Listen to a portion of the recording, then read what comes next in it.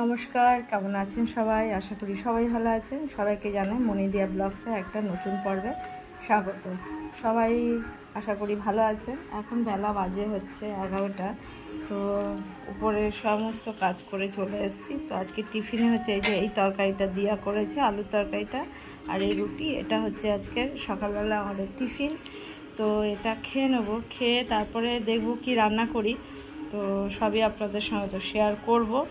তো আজকে আমাদের বিকেলবেলা বলেছিলাম আমাদের পাশেই আমার এক দেওরের মানে কাকা শ্বশুরের ছেলের বিয়ে, নিজের নয় পাশের বাড়ির। তো ওখানে আমাদের বউ ভাতের আজকে নেমন্তন্ন রয়েছে। তো সেটাও শেয়ার করব যে বউ কেমন দেখতে হয়েছে বা এখানে বিয়ের কীরকম অ্যারেঞ্জমেন্ট করেছে সবই। তো সারাদিন সাথে থাকুন, আশা করি ভালো লাগবে। ভালো লাগলে একটা লাইক করবেন, সাবস্ক্রাইব করে দিয়ে পাশে থাকবেন, শেয়ার করে দেবেন। তো যাই হোক, ওই রুটিটা ওদের খাওয়া হয়ে গেছে, আমার হয়নি। আমি রুটিটা খেয়ে নিই। গরমে ঘেমে জল হয়ে যাচ্ছে। আমি ছাদে জামা কাপড়গুলো মেলে এলাম, ততক্ষণ ওরা খেয়ে নিয়েছে। তো যাই হোক, এবার খেয়ে নিই, তারপরে রান্নার কাজে যাব। তো কি রান্না করব সেটাও আজকে দেখাবো। বিশেষ কিছু আজকে করব না, তো সাথে থাকুন। বন্ধুরা, চলে এসেছি রান্না করতে। তো আজকে করব হচ্ছে এই যে পটল পোস্ত করবো। গোটা গোটা দেখুন পটলের সাইজগুলো দেখুন, এক একটা। এইটার পটল পোস্ত হবে। আর করব ডিমের কারি। আর করবো এই যে চড়া আলুটা সেদ্ধ করে নিয়েছি। তো এই অর্ধেকটা ছিল সেদিনের, এটা করব। তো পোস্তটা বাটিনি, পেঁয়াজ কাটা হয়নি, এগুলো রেডি করে নিই, রান্না বসাবো। আগে এগুলো রেডি করে নিলাম।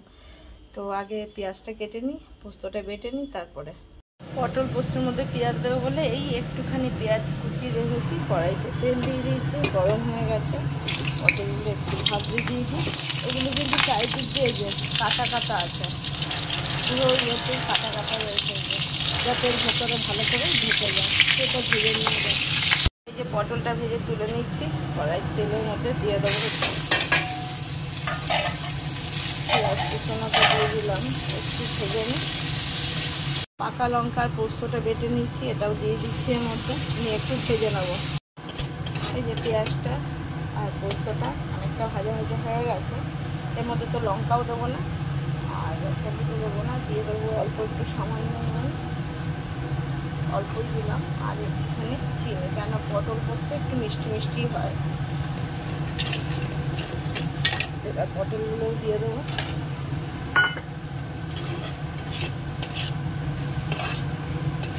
একটু ভালো করে কষিয়ে নিই। যে ভালো করে কষিয়ে নিয়েছি, তেলও ছেড়ে দিচ্ছে সাইড দিয়ে। এবার দিয়ে দেবো পটলটা, তো সেদ্ধ করতে হবে একটু, তাই অল্পই একটু জল দেবো, আর দেবো না। এর থেকে আবার জল বেরিয়েও যাবে, কমিয়ে রাখবো একটু ঢাকা দিয়ে। আর দিয়ে দেবো একটু ওপর থেকে কাঁচা তেল, তাহলে কাঁচা তেলের গন্ধটাও চলে যাবে আর এর টেস্টটাও অনেকটা বাড়িয়ে দেবে এই কাঁচা তেলের জন্য। তো এবার গ্যাসটাকে কমিয়ে দেবো, দিয়ে একটু ঢাকা দিয়ে রাখবো। এই যে পটলটা নামিয়ে নিয়েছি।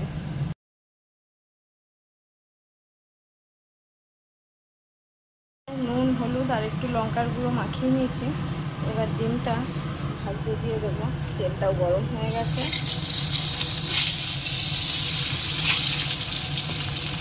ডিমটা ভেজে তুলে নিয়েছি, তেলের মধ্যে দিয়ে দেবো একটু 2-4 দানা জিরে, আর দিয়ে দেবো একটা শুকনো লঙ্কা।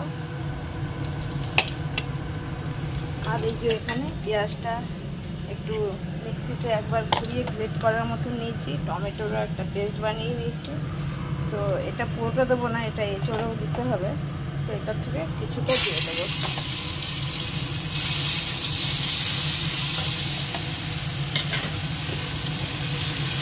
ভেজে নিই, দিয়ে দেবো একটু আদা বাটা আর একটুখানি রসুন বাটা দিয়ে একটু মশলাটাকে আগে রেডি করে নেবো, কষিয়ে নেবো। গরমে ভালো লাগবে না, আমাকে যদি দেখেন আপনারাই অস্থির হয়ে যাবেন। পুরো মাথা থেকে চোখের পলক দিয়ে পুরো একদম টপ করে ঘাম ছুটছে। হলুদ গুঁড়ো, অল্প নুন, একটু চিনি, আর দিয়ে দেবো একটুখানি লঙ্কা দেবো, সামান্যই দিলাম, নিয়ে একটু টমেটো গ্রেট করা এটাও দিয়ে দেবো, তাহলে কাঁচা গন্ধ সবেরই চলে যাবে আর কষানোও হয়ে যাবে। একদম পুরো ভাজা ভাজা হয়ে গেছে, এত ভালো কষানো হয়েছে। এবার ডিমটা দিয়ে দিই,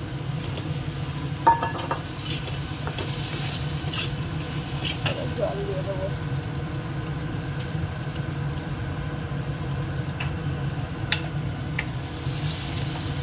এটা বেশি ঝোল হবে না, একটু ফুটে যাক, নামিয়ে দেবো। আজকে এটা গরম মশলা দেবো না। কারিটা হয়ে গেছে, আমার এঁচড়ের তরকারিটাও হয়ে গেছে। এটা চিংড়ি দিয়ে নয়, এমনি প্লেন পেঁয়াজ আদা রসুন দিয়ে। তো এটাও নামিয়ে নেবো, হয়ে গেছে।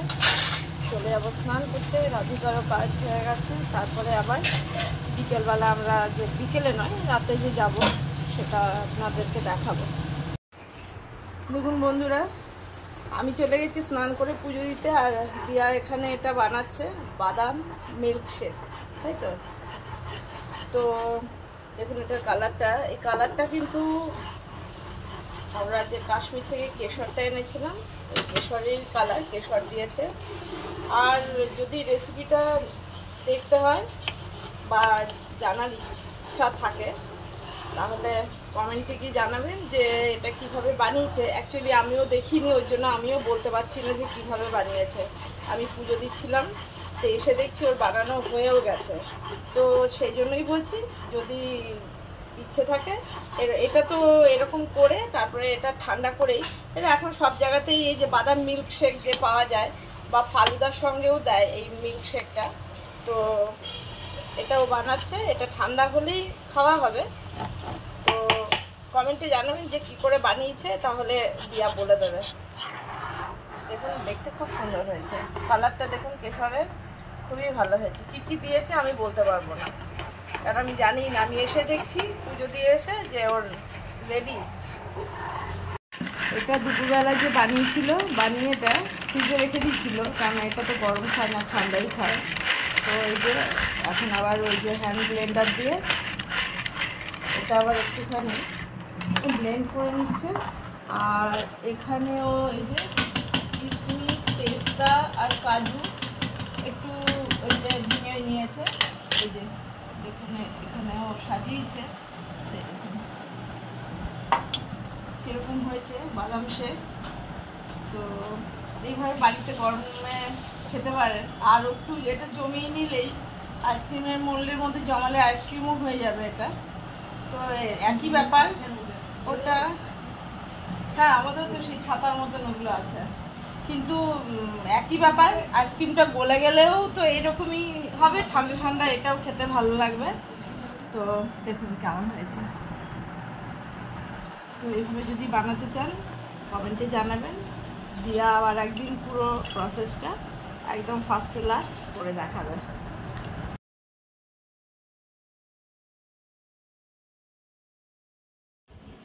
বন্ধুরা, আমরা সব রেডি হয়ে গেছি, একদম পুরো রেডি। এখন আমরা বেরোবো। এই যে দিয়াও দেখুন, এই যে ওর শরীরটা ভালো লাগছে না, তার জন্য একটু সিম্পল সেজেছে, কিছুই সাজেনি, মানে বিয়েবাড়ি যেতে হবে তাই। আমার কথা এখনো রেডি হয়নি, হবে এখনই। আর এই যে আমি এই যে এইরকম সেজেছি। আর এই যে বাবান এখানে সারাক্ষণ ফোনে গেম খেলে যাচ্ছে, ওর পুরো রেডি। তো বিয়েবাড়িতে গিয়ে আপনাদেরকে দেখাবো যে নতুন বউ কেমন হয়েছে বা কীরকম কি সাজিয়েছে, সবই গিয়ে শেয়ার করব।